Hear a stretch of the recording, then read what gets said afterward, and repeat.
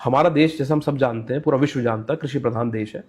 और जो हमारे देश के पास रिसोर्स है खेती के लिए, वो शायद मुझे लगता नहीं विश्व में और किसी अन्य देशों के पास है। हमारे पास हर तरह का वातावरण है, हमारे पास हर प्रकार की मिट्टी है, जल की हमारे पास कोई कमी नहीं है, इतनी नदियां हमारे देश में बहती है। तो ये कृषि प्रधान देश में सबसे इंपॉर्टेंट बात तो ये है, जो देश में हमारे युवा देख रहे हैं, मैं उनसे बताऊं, सबसे ज्यादा संभावनाएं अगर खेती को लेकर किसी भी देश में है तो वो हमारे देश में।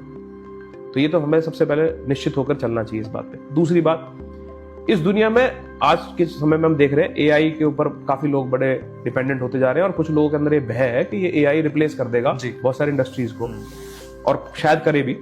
लेकिन एक केवल भोजन ऐसी चीज है जिसको एआई चाहकर भी रिप्लेस नहीं करेगा। एआई इसमें सहयोग कर सकता है, लेकिन एआई इसे रिप्लेस नहीं कर सकता। कैसे उगाएं, क्या खाएं, क्या ना खाएं। एआई आपको ये बता सकता है कि आप कब कैसी फसल लगाएं, आप फसल पे कोई समस्या है तो क्या करें, आप मॉडर्न तकनीक से कैसे खेती करें, ये बता सकता है। बट खेती करेगा किसान ही, और दूसरा, खेती के लिए, भोजन के लिए आपको जाना पड़ेगा खेत पे।